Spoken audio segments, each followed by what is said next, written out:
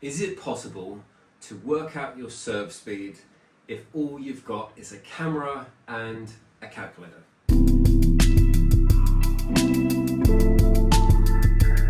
Right, now this is probably one topic that's going to get some people are just going to be rolling their eyes going, oh my god, it's another person that is obsessed with can they serve as fast as a pro. Anyway, the point of this video is to say, unless we own a radar like they have on the tours, where they're all set up to record serve speeds in a particular way with a professional setup, probably costing lots and lots of money, then the average person, of which I probably don't even fall into that category, I think I'm less than average in many respects, we don't have that equipment. You can get these cheapo serve radars on Amazon, which I'm going to get one day and have a go with it just for kicks. What do I already know I'm going to be? I'm going to look at it and go, oh, that number can't be right, it's too low. I'm sure I serve faster than that, and send it back to Amazon saying it doesn't work. Anyway, let's leave that for another day.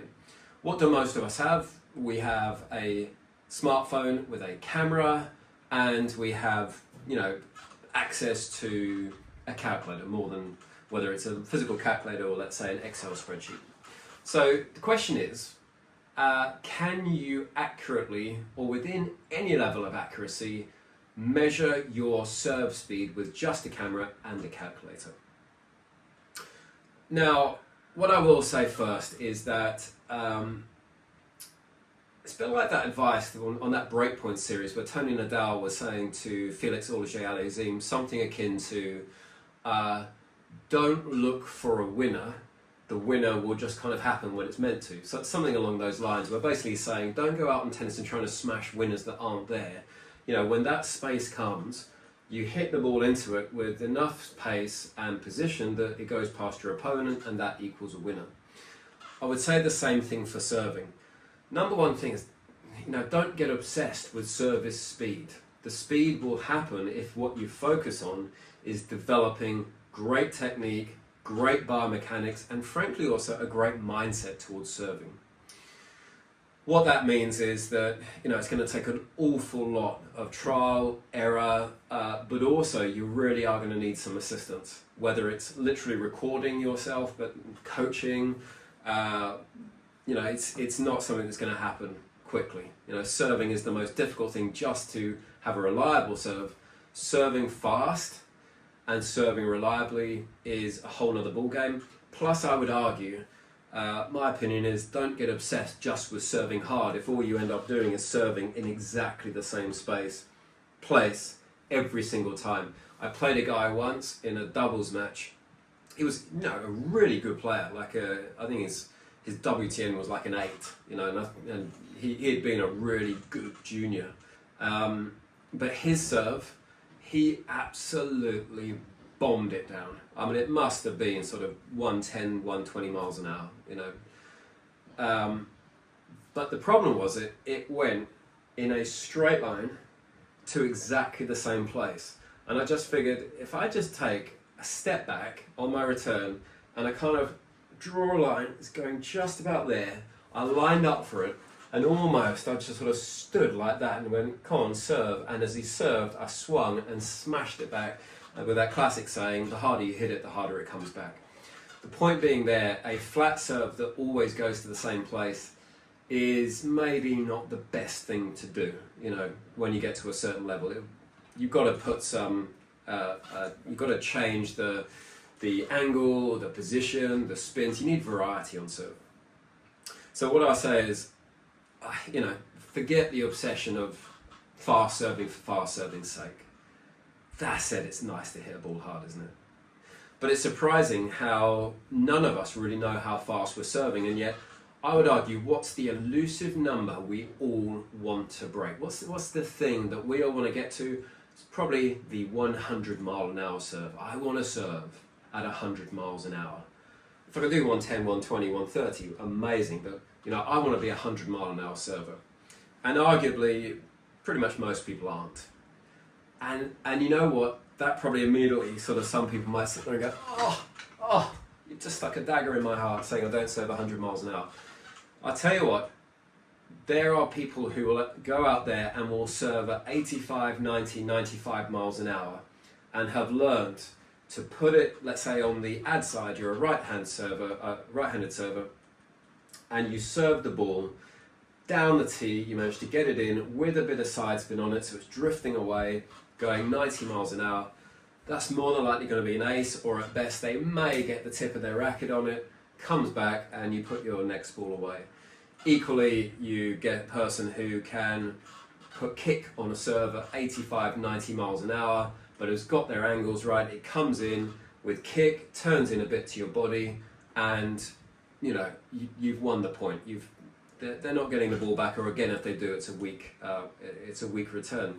The point being, pace isn't everything. It really isn't. The other thing I would say is I am a little bit skeptical with some of the serve speeds that I see, and having watched tennis live, I'm not sure all those radars are configured exactly the same, because certainly I've seen, when I watched Pesci Pericard serving it in Paris, I mean, that ball was travelling. It was going like a bullet. Whereas I remember watching Dan Evans serving at the Davis Cup in Manchester, where his serve speeds were coming up as 135, and I was looking at it going, that just doesn't look that fast, But there you go. I mean, that's my sort of, that's not a measurement of anything, is it? So anyway, that I digress. So let's look and say, what can we do with the camera? Well, you sort of read some forums and people talk about effectively what can you actually, in theory, within a degree of accuracy, what can you actually do? And one thing is, of course, is you should be able to calculate average speed. The calculation for average speed is literally the distance something travelled and the time it took to get there. So if you can capture on camera the start point of something and it crossing a fixed point, and you know the distance between those two fixed points, and you can measure the time, you can calculate within a relative sort of degree of margin of error, you can calculate the average speed. Now, most people will know this, but how is serve speed actually calculated when you watch it on TV? And it's not the average speed of the ball. It is the fastest speed of the ball as it comes off the strings. So, and I think normally the radar is positioned behind the player, and it's, I think when you start looking into radar, it's got to be positioned so that it's basically in line with the trajectory the ball will go in. So that, I don't know, you get into like geometry and crazy stuff that I'm not an expert in. But effectively what it's doing is saying it's the fastest the ball was travelling along its path, which is as it comes off the strings. The ball, as it goes through the air, as gravity operates on it, it is constantly decelerating. When it gets to the bounce, more energy will be taken out of the ball through friction, and the ball slows down again. So I think it's something like if someone hits a 120 mile an hour serve, by the time it gets to the other player, it's going something like 40 miles an hour. Those numbers may not be totally accurate, but basically what it illustrates is there's massive deceleration that occurs on the ball. So certainly by the time it gets to the other player, it does not travel 120 miles an hour the whole way, because it's decelerating the whole time. So it's the point it comes off the strings. And this is the difficult thing. How can you possibly measure that at home? And the answer is, it's difficult. So again, let's go back to what we can do with the camera. And if we go over to the screen here. Okay, so what I got here is, here's a video I took this afternoon, which is of me serving. Let's just make this a bit bigger. So what I've got is, me serving, and what this enables me to do is say, what are some things I know about this? Well, I know the dimensions. What I've tried to do is line the camera up with the service line here, so that I should be able to tell the point at which the ball crosses the service line. I also know the distance. This is 6.4 meters plus 6.4 meters plus 5.48 meters. That's the distance. That's the depth of the service box is 6.4 meters. And then from service line to baseline is 5.48 meters, which is a total of 18.28 meters. So I know the distance, kind of.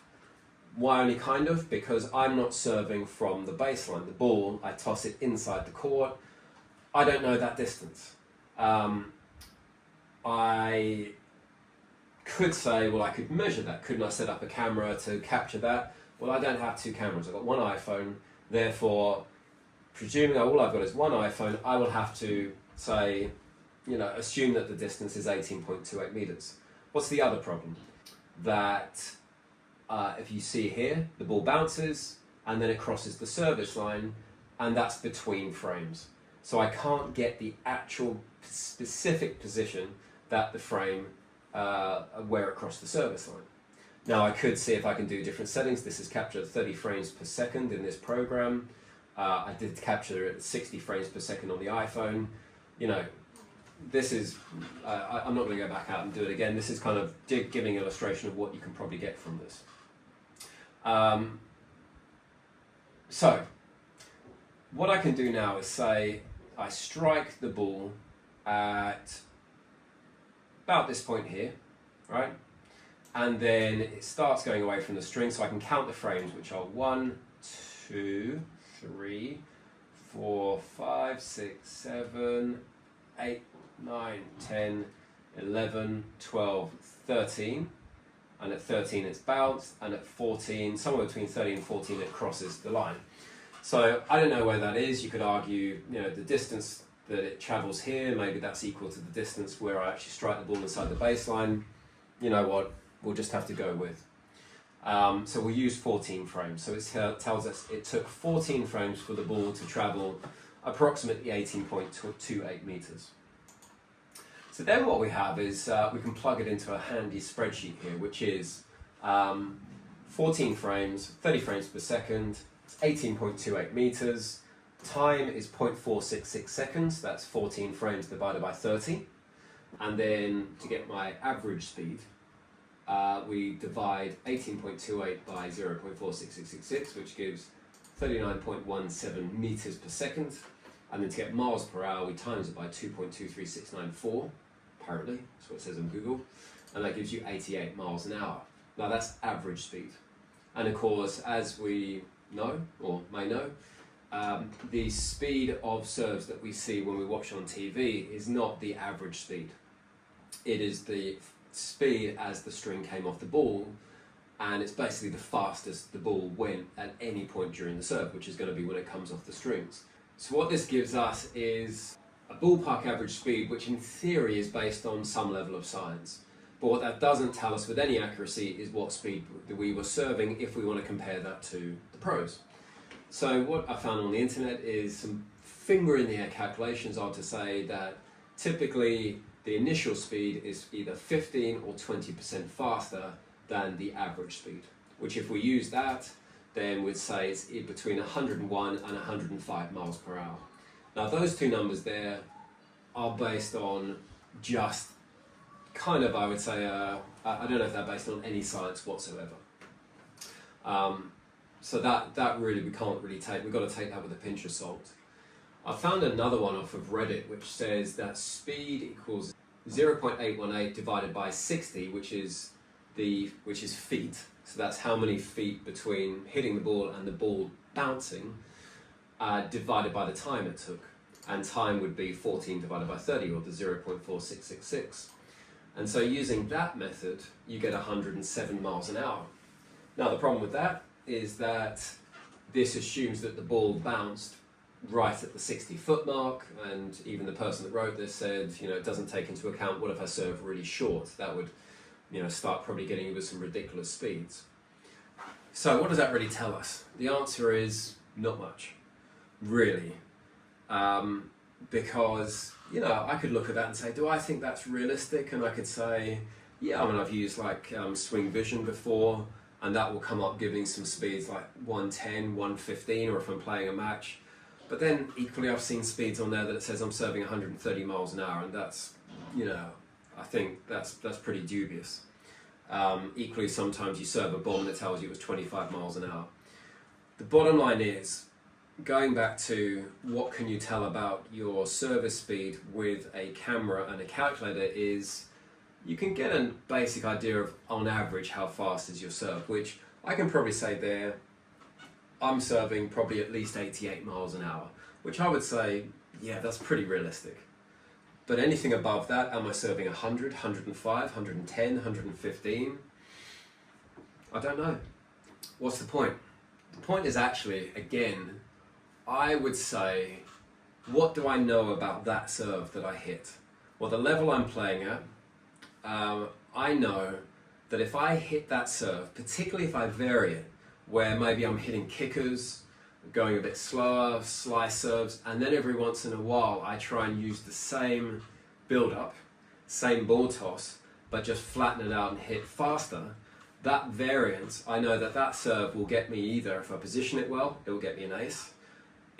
More often than not though, it will get me an unforced error. They'll either return it in the net, wide or long, or if the ball does come back, it's coming, let's say, somewhere around the service line with, they've just got a racket on, it's come up, bounced, and I can run up and I should be able to put the ball away. So what I can tell about that is that sort of service speed can be effective with positioning. How fast it is though, I really have no idea. And honestly, at this age, I start to kind of say, do you know what? I don't know that serve speed is all that, to be honest. I'd rather now go for percentages, spin, and position, and thinking about how I do my serve +1, and assuming that I'm going to get a +1. I just don't think that the way tennis is set up for most people allows us mere mortals who don't have the best mechanics, don't have the best fitness, frankly don't, as you get to 46 years old and older, everything's going to slow down a bit.